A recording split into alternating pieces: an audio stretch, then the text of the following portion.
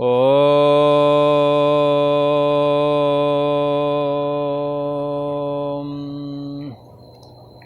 ओम गुरु ब्रह्मा गुरु विष्णु गुरुदेव महेश्वरा गुरु साक्षात् परम ब्रह्म तस्मै श्री गुरुवे नमः। ओम सद्गुरुदेवाय नमः। योगेश्वर श्री कृष्ण भगवान की जय। ओम शांति शांति शांति सुशांतिर्भवतु।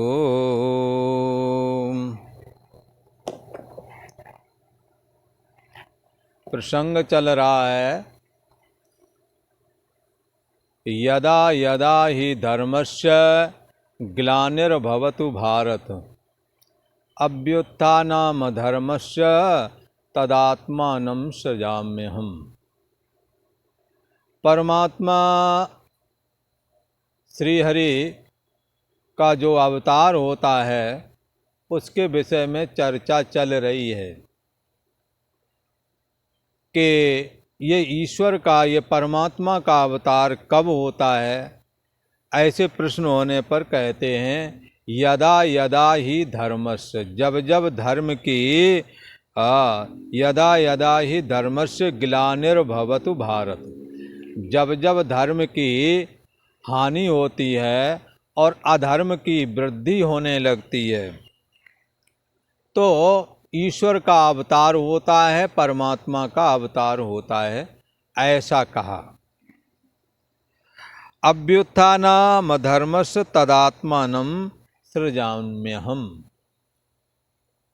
तो धर्म की वृद्धि करने के लिए, धर्म का उत्थान करने के लिए भगवान कहते हैं मैं अपने आप को सृजन करता हूँ। अच्छा, क्या सृजन करते हैं भगवान? तो कहते हैं अपनी योग माया को स्वीकार करके और अपने आप का सृजन करता हूँ। तो कैसा सृजन करते हैं? जैसे मनुष्य का जन्म होता है और उसके शरीर का सृजन होता है, क्या इसी प्रकार से सृजन करते हैं? ऐसी जिज्ञासा होने पर कहते हैं कि मनुष्य की संरचना, मनुष्य का सृजन और ईश्वर का सृजन, इसमें अंतर पड़ता है। मनुष्य का सृजन पांच भौतिक है और अविद्यात्मक है, पर ईश्वर का जो सृजन है, अपने को जो सृजन करता है, अपने को जो शरीर रूप में जब अपने को प्रकट करता है तो उसका मनुष्य से कुछ अलग होता है। ईश्वर का शरीर मायक है और जीव का शरीर अविद्यक है, पांच भौतिक है, जबकि ईश्वर का शरीर मायक है और संकल्पात्मक है। ईश्वर जन्म ग्रहण नहीं करता, अपितु प्रकट होता है, ऐसा कहा। और ये कब प्रकट करते हैं अपने को? यद्यपि ईश्वर का कोई रूप आकार नहीं है, तथापि जितने भी रूप और आकार हैं ये सब ईश्वर के ही हैं, ऐसा समझना चाहिए। अनेक रूप आकार जो भी हैं ये सब ईश्वर के ही हैं। तो ईश्वर अपने को किसी ने कहा कब सृजन करेगा? तो सृजन करने का टाइम बता दिया। धर्म की हानि जब होती है, अधर्म की वृद्धि हो जाती है, तब सृजन हो जाता है। अच्छा भगवान आप करते क्या हैं? अपने को ऐसा बना करके धर्म की स्थापना करना और अधर्म का विनाश करने के लिए आप प्रकट होते हैं। शरीर के आकार में अपने को प्रकट करते हैं, ठीक है, पर अपने को प्रकट करने का जो टाइम है वो तो बता दिया, पर प्रकट होके करते क्या हैं? तो उसके लिए कहते हैं परित्राणाय साधूनां विनाशाय च दुष्कृतां धर्म संस्थापनार्थाय संभवामि युगे युगे।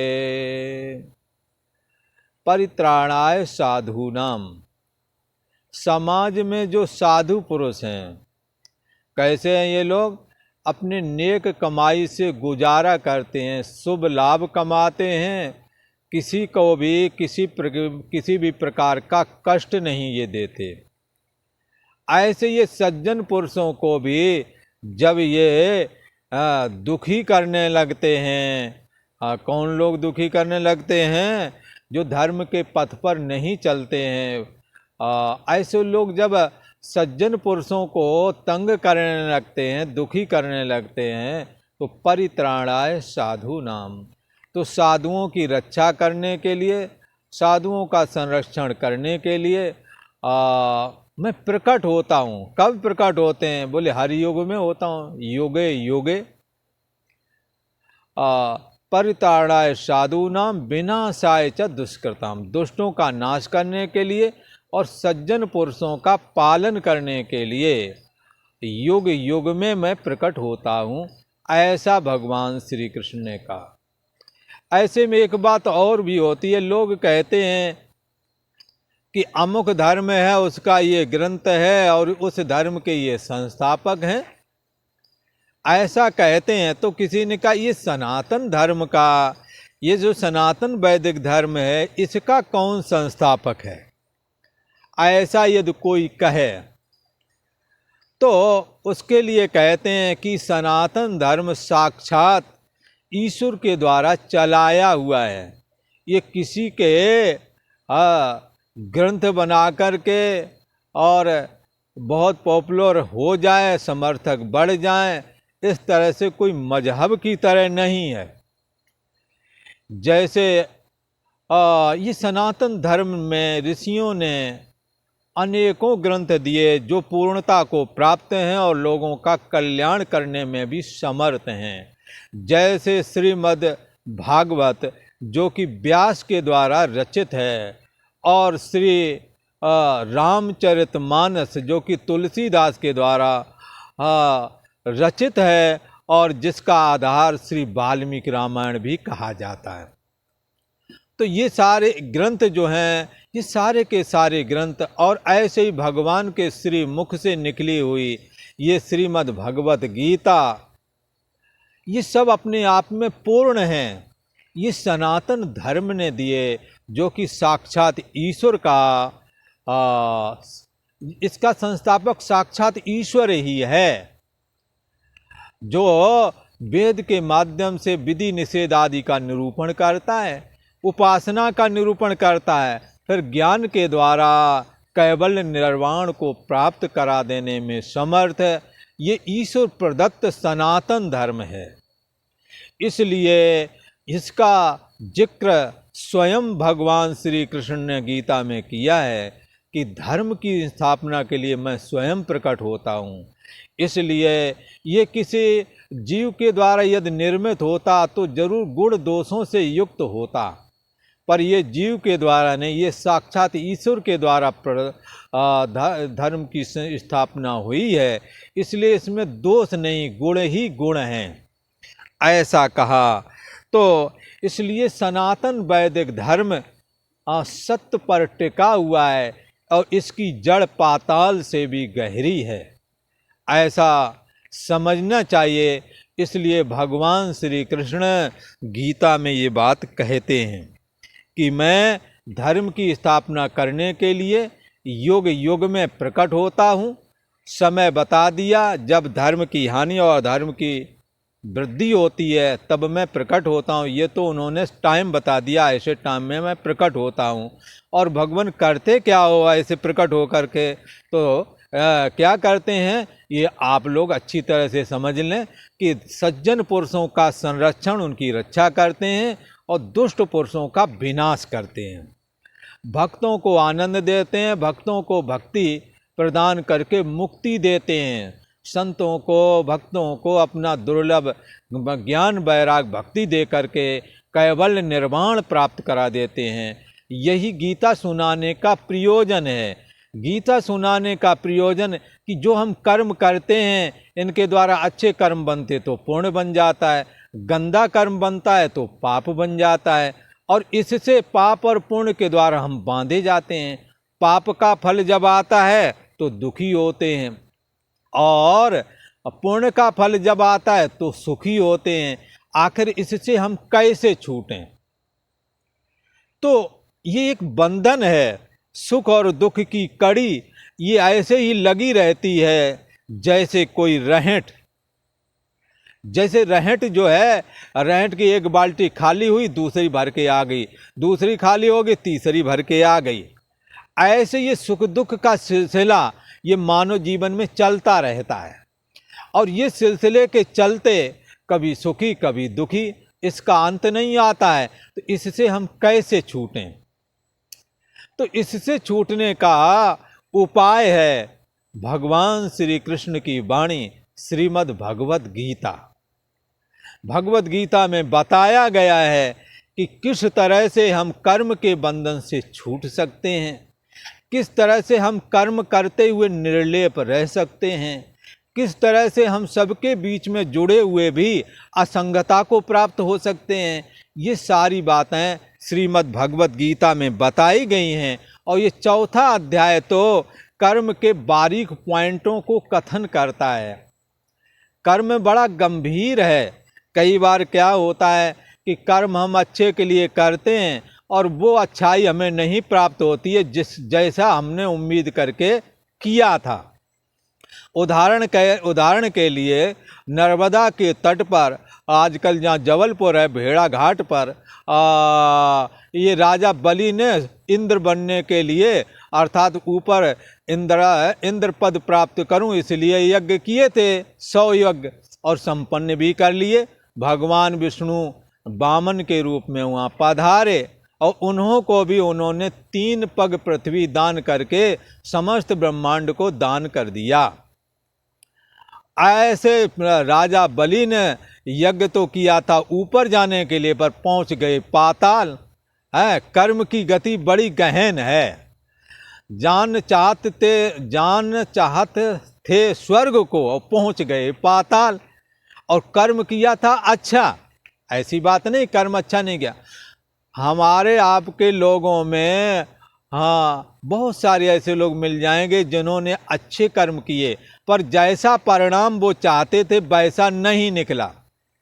कई बार विद्यार्थी भी पढ़ते हैं और उन्हें लगता है हम अच्छे निकल जाएंगे, और उनसे गोबर गणेश जो कम पढ़ने वाले हैं वो अच्छे पद पर निकल जाते हैं कई बार, और जो पढ़ने वाले हैं वो कई बार ऊंचे नहीं पहुंच पाते हैं। ये सब प्रारब्ध का भी खेल है।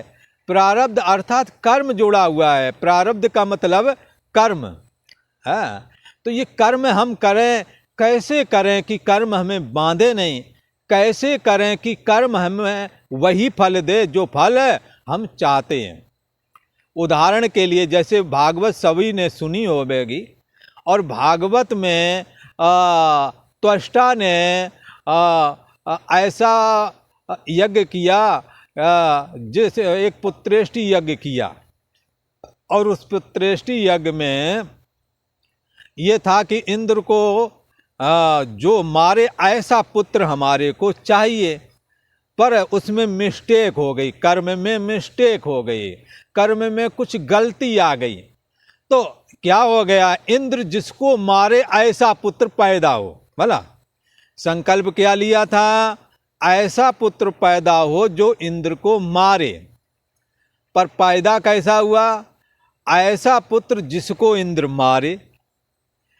इंद्र जिसको मारे ऐसा पुत्र पैदा हो। ऐसा कर्म के बारीकी में कुछ कमी आ गई। जिस हिसाब से कर्म हमने करना था वो कर्म हम नहीं कर पाए, लिहाजा क्या हुआ, इंद्र को मारने के लिए पुत्र पैदा किया, पर पैदा वो हुआ जिसको इंद्र मार डाले, और वृत्तासुर को बाद में इंद्र ने मार दिया। ये चतुर्थ अध्याय ऐसे ही कर्म की बारीकियों को कथन करने वाला है कि कर्म हम जब करते हैं तो जैसा हम परिणाम चाहते हैं वैसा परिणाम हमें मिलता क्यों नहीं है। ये अध्याय आपको ये बात बताएगा कि कर्म की बारीकियां, उन समस्त बारीकियों को यदि समझ लें तो कर्म के फल पर काफ़ी हद तक हम नियंत्रण कर सकते हैं, अच्छे परिणाम हम हासिल कर सकते हैं। ऐसा मानो ये चतुर्थ अध्याय हमें कह रहा है। भगवान श्री कृष्ण कहते हैं, यद्यपि मैं अवतार धारण करता हूँ और अवतार धारण करके आम लोगों की तरह ही हमारा भी जन्म महोत्सव मनाया जाता है। भला हमारा भी बर्थडे, जन्म डे ऐसे ही मनाई जाती जैसे और लोग मनाते हैं, और हमारे जन्म में भी ऐसे ही हमारे शरीर की भी वृद्धि होती जैसे और लोगों के। छठवें दिन भगवान का नामकरण संस्कार हुआ था, भला भगवान श्री कृष्ण का। तो ये जगत के ईश्वर हैं तो प्रकट हुए जरूर, आम लोगों ने यही जाना ये जन्म हुआ है इनका। अब फिर इसके बाद इनका 6 दिन बाद इनका नामकरण संस्कार हुआ, उसी दिन पूतना आए धमकी, भला तो उसने फिर सभी जानते ही हैं वो कथा है, उसने उनको जहर दे करके राम राम करना चाहा पर खुद ही राम राम हो गई है। तो इस प्रकार से भगवान श्री कृष्ण जो जगत के ईश्वर हैं उसी प्रक्रिया से चल रहे जैसे एक जीव चलता है। तो क्या है कि पर हमारा जन्म और हमारे कर्म दिव्य हैं। भला तो किसी ने कहा महाराज आपके जन्म और कर्म दिव्य हैं, ये बात तो ठीक है, पर दिव्य में क्या हेतु है? कर्म तो भगवान श्री कृष्ण ने ही मान लो गेंद खेली है तो हाथ से ही उठा के फेंकी है, तो उनका फेंकना दिव्य हो गया और हमारा फेंकना दिव्य क्यों नहीं हुआ? कोई ऐसा कहे भाई गेंद तो भगवान श्री कृष्ण भी खेले तो वो उनका गेंद खेलना दिव्य है और हमारा खेलना वो बंधन का कारण बन जाता है। हमारा खेलना लौकिक खेलना है, भगवान श्री कृष्ण का खेलना दिव्य कैसे है? जरा ये बात बताओ हमें। भगवान श्री कृष्ण क्या कहते हैं? जन्म कर्म च मे दिव्य मेवं यो वेति तत्वता त्यक्त्वा देहं पुनर्जन्म नैति मामेति सोऽर्जुना। कह रहे हैं जन्म कर्म, मेरे जन्म और कर्म दिव्य हैं। अच्छा, जन्म भी दिव्य है और कर्म भी दिव्य है, ये देख लो। अच्छा, जन्म और कर्म हमारे दिव्य हैं, और इसमें एक खासियत वाली बात ये बताई, जो हमारे जन्म और कर्म दिव्य हैं ये बात जान लेता है। पते की बात तो ये देखो, कमाल की बात, भगवान के कर्म और जन्म उनका दिव्य है, पर जो जन्म और कर्म उनके दिव्य हैं ऐसा जान जाता है, भगवान श्री कृष्ण कहते हैं उसके भी जन्म और कर्म दिव्य हो जाते हैं।